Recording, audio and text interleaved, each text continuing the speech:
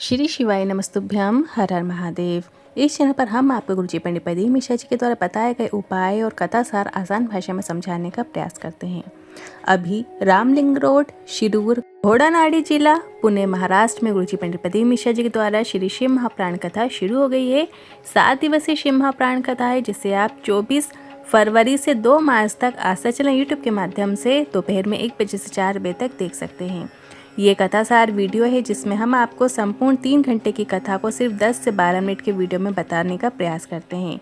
और किसी कारणवश यदि आपने आज कथा नहीं सुन पाए हैं तो पूरी कथा का रसतत्व आपको छोटे से वीडियो से प्राप्त होगा। साथ ही इस होली में आपको महादेव की होली का उपाय कैसे करना है, इसकी भी जानकारी आपको इसी वीडियो के माध्यम से प्राप्त होगी। साथ ही 25 फरवरी फाल्गुनी बुधवार का दिन है, इसमें किया जाने वाले उपाय की भी जानकारी आपको दी जाएगी। साथ ही गुरुजी की पुस्तक में गुरुजी जो विशेष जानकारियाँ गुरुजी ने दी हैं, उसकी भी कुछ जानकारी आपको आज के इस वीडियो में प्राप्त होगी। वीडियो शुरू करते हैं, बढ़ते हैं आज की कथा की पहली जानकारी की ओर। योगिता जी पत्र लेकर आए, लिखती हैं, प्रकाश धारीवाल जी को धन्यवाद करना चाहती हूँ। हमने कभी नहीं सोचा था कि हमारे क्षेत्र में कथा होगी, पर आपने इतना प्रयास किया कि ये कथा यहाँ पे हो रही है। भोलेनाथ की कृपा आपके परिवार पर ऐसी ही बनी रहे और आप आगे भी हमें ऐसे ही कथा सुनवाते रहें। बढ़ते हैं आज की कथा की दूसरी जानकारी की ओर। शिव को आपसे कुछ नहीं, बस एक विश्वास चाहिए। जितना आप शिव पर विश्वास करते चले जाओगे, उतना उतना शिव आपके पास आते चले जाएंगे।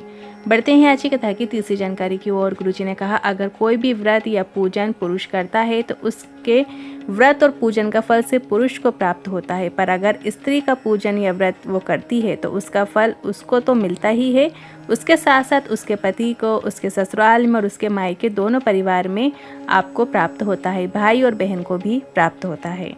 बढ़ते हैं अगली चौथी जानकारी की ओर। पत्नी और धर्म पत्नी में एक बहुत बड़ा अंतर होता है। गुरुजी ने कहा, पत्नी वो होती है जो पति को पतन के रास्ते में ले जाती है और कर्जे में डुबा देती है। इसके बाद गुरुजी ने कहा, एक बात बोलेंगे बुरी लगेगी। पहले के समय में मुंह दिखाई होती थी, पर आज के समय में मुंह छुड़ाई होती है। पैसे दो और इससे छुटकारा पाओ, डिवोर्स दो। पत्नी वो होती है जो पति को क्लब में, पार्टी में, रेस्टोरेंट में या मॉल में मूवी दिखाने के लिए ले जाए। धर्म पत्नी वो होती है जो पति को शिव महाप्राण में ले जाए, मंदिर लेकर जाए। बढ़ते हैं अगली पांचवी जानकारी की ओर। शिव महाप्राण की कथा कहती है, आपको अगर ये मानव का शरीर मिला है तो आपको मेहनत और परिश्रम करना होगा, तभी आपको आपके लक्ष्य की प्राप्ति हो पाएगी। मेहनत के साथ में एक लोटा जल चढ़ाते रहो और अपने विश्वास को दृढ़ करते रहो। बढ़ते हैं अगली छठवीं जानकारी की ओर। बाला साहेब शिंदे जी पत्र लेकर आए, लिखते हैं, मैं रेलवे स्टेशन में बोरी उठाने का काम करता हूँ। मेरा बेटा आर्मी में जाने का प्रयास कर रहा था, पर फेल हो जाता था। एक बार आपकी कथा सुनी और हम पति पत्नी मंदिर में जाकर सफाई करते और जल चढ़ाते और बेटे के लिए कामना करते, और आज बेटा कोटा राजस्थान में इंडिया आर्मी में जॉब कर रहा है। उसी का आभार व्यक्त करने आए हैं। और हमारी कई पीढ़ियों में कोई सरकारी नौकरी में नहीं है, पर हमारे बेटे ने हमारा नाम रोशन कर दिया है। ये शिव की ही कृपा है। बढ़ते हैं आज की कथा की 7वीं जानकारी की ओर। सोनम जी पत्र लेकर आई, लिखती हैं, संतान का सुख नहीं है, गर्भ ठहरा, बच्चा विकलांग बता दिया गया था, फिर डॉक्टर के कहने पर एबॉर्शन करवाना पड़ा। मैंने कथा पंडाल में जाकर बाबा से प्रार्थना की, मेरे जो 2 बच्चे गए हैं आपको ही देना है, और बाबा की कृपा से मुझे जुड़वा बच्चे हुए हैं, दोनों स्वस्थ हुए हैं। उसी का आभार व्यक्त करने आए हैं। बढ़ते हैं अगली 8वीं जानकारी की ओर। एक लोटा जल चढ़ाने का फल घर के एक सदस्य को प्राप्त नहीं होता, घर के सभी सदस्यों को उस एक लोटे जल का फल जो है वो सभी को प्राप्त होता है। अगर घर का कोई भी एक सदस्य शिव पर जल चढ़ा रहा है तो उसका फल पूरे परिवार को प्राप्त होता है। बढ़ते हैं आज की कथा की 9वीं जानकारी की ओर। शकुंतला जी पत्र लेकर आई, लिखती हैं, मालेगांव की कथा में मैंने कथा देखना शुरू की। अंगवी की कथा पंडाल में सुनी, मेरे पेट में बहुत दर्द होता था, डॉक्टर ने गठान बता दी और ऑपरेशन की कहा। इसके बाद बेटे ने सीहोर से रुद्राक्ष लाकर दिया। मैंने रुद्राक्ष का जल का आचमन करना शुरू किया और कुछ दिन बाद जब जांच कराई तो गांठ गल चुकी थी। उसी का आभार व्यक्त करना चाहते हैं। साथ ही मेरी बेटी जो है वो बार बार चक्कर खाकर गिर जाती थी। कई जगह दिखाया पर लाभ नहीं हो रहा था। रुद्राक्ष महोत्सव की कथा में बेटी के साथ पहुंचे, पंडाल की मिट्टी बेटी के माथे पे लगाना शुरू किया। उस दिन से बेटी को आज तक चक्कर नहीं आए हैं। स्थिति बहुत खराब थी, पहले परिवार की गाड़ी भी बिक गई थी, पर शिव की ना जाने ऐसी कैसी कृपा हुई कि सब कुछ हमारा वापस आ गया है। हम सब स्वस्थ हैं, सुखी हैं, उसी का आभार व्यक्त करने आए हैं। बढ़ते हैं अगली 10वीं जानकारी की ओर। रेखा जी पत्र लेकर आई, लिखती हैं 2022 में मेरे पति के शरीर में रोग हो गया। डॉक्टर ने पहले एक किडनी खराब बताई, फिर बाद में दोनों खराब बता दी। हफ्ते में एक बार डायलिसिस होना शुरू हुआ, फिर 2 होने लगे। डॉक्टर ने किडनी बदलने को कह दिया। अब हम किडनी ढूंढ रहे थे, पर किसी ने सीहोर वाले रुद्राक्ष को लाकर दे दिया हमें, और हमने वो रुद्राक्ष का जल शिवलिंग पर चढ़ाकर, उस जल को हमने एक बूंद हम दे देते, शिवलिंग पर बेल पर चढ़ाकर उनके सर के पास हमने रखना चालू किया, और कुछ दिन के बाद शरीर ने कार्य करना शुरू कर दिया है, और आज मेरे पति पूर्ण रूप से ठीक हो गए हैं। उसी का आभार व्यक्त करने आए हैं। बढ़ते हैं आज की कथा की 11वीं जानकारी की ओर। गुरुजी ने कहा, यदि एक लोटे का जल किसी का शिवलिंग के पास जाता है, शिव जी के पास जाता है, तो उसका कल ज़रूर बदलता है। ये निश्चितता है। कोई जल्दी बनता है, कोई लेट बनता है, पर शिव पर जल चढ़ाने वाला एक दिन सेठ ज़रूर बनता है। बढ़ते हैं अगली 12वीं जानकारी की ओर। महादेव की होली आपको 3 से 5 मार्च के बीच कभी भी खेलना है।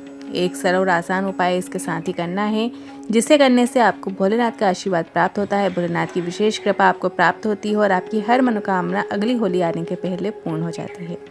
आपको 3 या 4 कलर का चंदन ले लेना है, और एक कलश में सभी प्रकार का चंदन थोड़ी थोड़ी मात्रा में आपको मिला लेना है। अब आप सफ़ेद चंदन ले सकते हैं, लाल चंदन ले सकते हैं, और अष्टगंजो चंदन आता है वो ले सकते हैं। ऐसा करके आपको सभी कलर का चंदन आपको एक पात्र में ले लेना है, और थोड़ी थोड़ी मात्रा में आपको जल कलश के अंदर मिला लेना है। कलश में पानी भर लेना है। इसके बाद ये रंगों वाला जल भोलेनाथ की शिवलिंग पर श्री शिवाय नमस्तुभ्यं हम बोलते हुए अर्पित कर देना है। बस आपको इतना ही करना है। और जो गुलाल होता है, गुलाल भी आप शिव जी पे अर्पित कर सकते हैं। इस प्रकार से आपको महादेव की होली इस होली में खेलना है। बस इतना कर देने से भोलेनाथ आपकी हर मनोकामना को ज़रूर सुनते हैं भोलेनाथ। इसके साथ ही आपको कुछ बातों का ध्यान रखना है। शिवलिंग पर होली वाले रंगों का उपयोग ना करें। जो डार्क कलर आते हैं, जो कलर हम पानी में घोलते हैं, जो एक दूसरे को लगाते हैं, उन कलर का उपयोग आपको शिवलिंग पर नहीं चढ़ाना है, शिवलिंग पर अर्पित नहीं करना है। शिवलिंग पर केमिकल वाली किसी भी चीज़ का उपयोग नहीं करना है। कुछ गुलाल भी ऐसे आते हैं जिनमें केमिकल मिक्स होता है, तो आपको बिना केमिकल वाले जो चीज़ें हैं वही प्रयोग में लाना है। केमिकल वाले जो कलर हैं वो आपको शिवलिंग पे नहीं अर्पित करना है। इस बात का भी आपको ध्यान रखना है। महादेव की होली के खेलने के बाद एक कलश साफ जल शिवलिंग पर भी आपको ज़रूर अर्पित करना है, श्री शिवाय नमस्तुभ्यं बोलते हुए। तो होली जब भी आप महादेव के साथ खेलें तो इन विशेष चीज़ों का आपको ध्यान रखना है। फूलों की जो होली होती है उससे भी महादेव के साथ होली खेल सकते हैं। जो होली वाले जो पुष्प आते हैं, एक ऑरेंज कलर के पलाश के पुष्प कहते हैं उन्हें भी आप जल में घोलकर उस जल से भी आप महादेव के साथ होली खेल सकते हैं। या अलग अलग कलर की पुष्प की पत्तियां ले लें, जल कलश के अंदर डाल लें, और फिर वो जल भोले बाबा को आप अर्पित कर सकते हैं। शिव उसे स्वीकार करते हैं, ये निश्चितता है। अब बढ़ते हैं अगली जानकारी की ओर। आगामी जो कथाएं हुई गुरुजी की, इसके कथा के बाद जो ये कथा भी सीहोर पुणे महाराष्ट्र में चल रही है, ये कथा 2 मार्च तक चलेगी, और इसके बाद फिर 10 मार्च से 16 मार्च तक भुसावल महाराष्ट्र में शिव महाप्राण कथा होगी।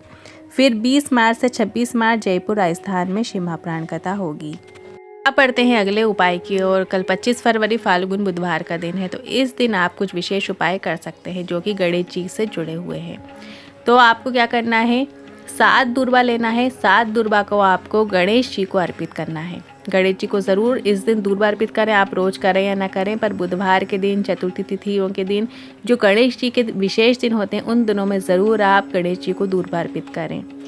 इस दिन से जुड़ा एक और विशेष उपाय है। इसमें आपको क्या करना है, 7 दूर्वा लेनी होती है, और 7 दूर्वा में जो पीछे वाला भाग होता है उसमें आपको लाल चंदन लगा लेना होता है। जो लोग गलत संगति में रहते हैं, गलत शब्दों का प्रयोग करते हैं, अपशब्द बोलते हैं, या फिर नशा आदि गलत चीज़ों में हैं, तो ऐसे लोगों के लिए विशेष उपाय किया जाता है। आप वो उपाय 25 फरवरी बुधवार में कर सकते हैं। तो आपको 7 दूर्वा लेनी है, और 7 दूर्वा के पीछे वाले भाग में आपको लाल चंदन लगा लेना है, और फिर आपको मयूर ध्वज का नाम लेते हुए वो सभी दूर्वा आपको गणेश जी को अर्पित कर देना है। अब शिवालय में जो गणेश जी की मूर्ति रखी होती है, आप वहाँ पे भी वो 7 दूर्वा अर्पित कर सकते हैं, या फिर आप जलाधारी में जहाँ गणेश जी का स्थान होता है, राइट हैंड साइड में गणेश जी का स्थान होता है, वहाँ पर भी आप लाल चंदन लगी हुई 7 दूर्वा आप अर्पित कर सकते हैं। बस आपको मयूर ध्वज का नाम लेकर गणेश जी को अर्पित करना है, और इसके बाद कुंदकेश्वर महादेव का नाम लेकर आपको 1 दूर्वा उसमें से प्राप्त कर लेना है, ओष्ठ रूप में प्राप्त कर लेना है, और उस व्यक्ति को खिला देना है जो अपशब्द बोलता है, गलत संगति में है, घर में बात नहीं मानता है, नशा करता है, मदिरा पीते हैं या इस टाइप से जो भी गलत आदतें हैं, आप ऐसे व्यक्ति को आपको वो दूर्वा आपको खिला देना है। ये उपाय आप कल के दिन 25 फरवरी फाल्गुनी बुधवार के अवसर पे कर सकते हैं, क्योंकि बुधवार का दिन जो है गणेश जी को समर्पित है। या फिर ये उपाय आप चतुर्थी तिथि में भी कर सकते हैं। अब बढ़ते हैं अगले उपाय की ओर।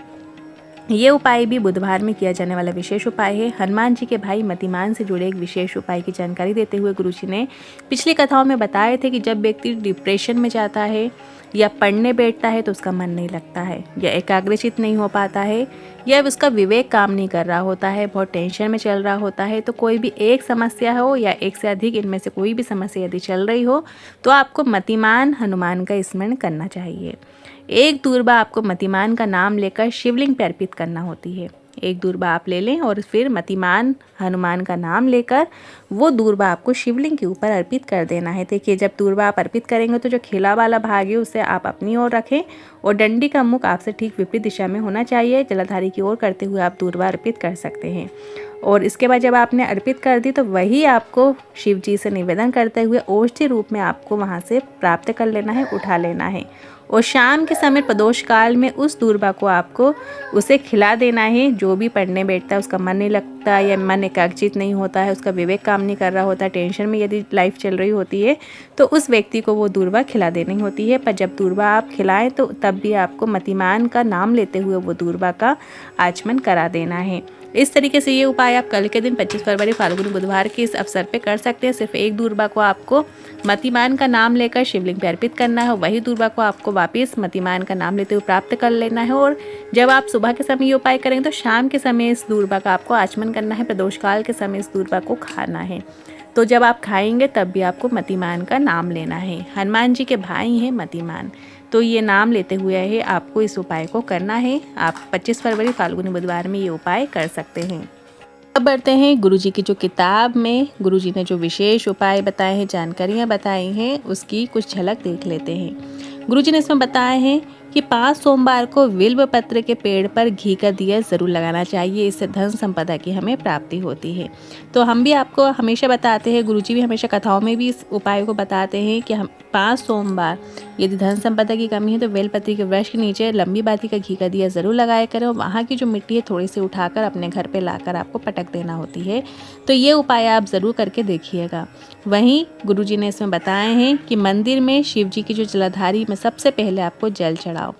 तो बुढ़ापे में व्यक्ति गड़बड़ नहीं करते हैं, मतलब मंदिर में जब किसी ने पूजा ना की हो, सबसे पहले सुबह के समय यदि आप जाते हैं, सबसे पहला व्यक्ति आप ही हो। आप ही मंदिर का गेट खोल रहे हो और आप ही अंदर प्रवेश कर रहे हो। तो जो ऊपर जलाधारी लगी होती है, शिवलिंग के ऊपर जब जलाधारी लगी होती है तो उसमें सबसे पहले जल आपके हाथों से ही चढ़ना चाहिए। तो ऐसे यदि हम जल चढ़ाते हैं तो व्यक्ति जो बुढ़ापे में थोड़ी सी गड़बड़ी होती है, बिस्तर पे ही पड़े रह जाते हैं, उठ नहीं पाते हैं, तो ऐसे लोगों के लिए गुरुजी ने ये विशेष उपाय बताया है। इसके बाद इस किताब में गुरुजी ने बताए हैं आगे कि गणेश जी की नृत्य करती हुई फ़ोटो कभी भी घर में नहीं लगाना चाहिए। कई बार देखते हैं एक दूसरे को गिफ्ट में भी दे देते हैं, तो गणेश जी की फ़ोटो कभी भी गिफ्ट में भी नहीं देना चाहिए। और गणेश जी की नृत्य करती हुई फ़ोटो जो होती है वो घर में कभी नहीं लगाना चाहिए। इससे क्या होता है कि घर के सभी सदस्य पूरे समय काम में लगे रहते हैं, चक्कर घिन्नी होते रहते हैं और उन्हें शांति नहीं मिलती है। शिवलिंग घर में रख सकते हैं, किंतु शिव का शारीरिक रूप जो दर्शाने वाली जो मूर्ति होती है उसे घर में नहीं रखना चाहिए, ऐसा यहाँ पे गुरुजी ने बताए हैं। साथ ही गुरुजी ने यहाँ बताया है कि अगर हम घर में गाय नहीं बांध सकते हैं या समय अभाव के कारण गौ सेवा नहीं कर पा रहे हैं या गाय को आप एक रोटी भी नहीं दे पा रहे हो, समय से नहीं खिला पा रहे हो, नहीं हो पा रहा है, सुबह सुबह ऑफिस रहता है या घर के कामकाज में आप इतने व्यस्त हो जाते हो या आसपास आपको गाय मिल ही नहीं पाती हैं आपके शहर में, तो आपको क्या करना है कि हफ्ते में या फिर महीने में आपको एक दिन ऐसा बांध लेना है या किसी अमावस्या को आपको गौशाला जाकर गाय को चना, गुड़ और चारा अवश्य देना चाहिए। आपको अमावस्या के दिन गौशाला में जाकर गाय की सेवा करना चाहिए, उन्हें चना खिलाना चाहिए, गुड़ खिलाना चाहिए और चारा जो हरा चारा होता है वो अवश्य दें। तो एक दिन ऐसा बांध लें आप, अमावस्या का दिन ऐसा बांध लें कि इस दिन हमें गाय की सेवा करनी है और गौशाला जाकर हमें ये सभी चीज़ें गाय को प्रदान करनी है। इसके बाद गुरुजी ने बताए हैं कि जो तुलसी का पौधा होता है, बिल्व पत्र होता है, इनकी पत्ती को बिना नहाए स्पर्श नहीं करना चाहिए। जैसे फूल हम बिना नहाए तोड़ सकते हैं, पर जो तुलसी का पौधा होता है, बिल्व पत्र होता है, इन पत्ती को हमें स्पर्श बिना नहाए नहीं करना चाहिए। तो इस बात का भी आपको ध्यान रखना। कई लोगों की आदत होती है सुबह सुबह बेल पत्र तोड़ने चले जाते हैं, तुलसी दल तोड़ने चले जाते हैं, तो आपको बिल्व पत्र को और तुलसी को नहाकर ही स्पर्श करना चाहिए। आज के उपाय से जुड़े मन में कोई सवाल या क्वेश्चन है तो कमेंट के जरिए पूछ सकते हैं। वीडियो थोड़ा भी उपयोगी लगा हो तो वीडियो को लाइक करके कमेंट बॉक्स में हर हर महादेव जरूर टाइप कीजिएगा। श्री शिवाय नमस्तुभ्यम।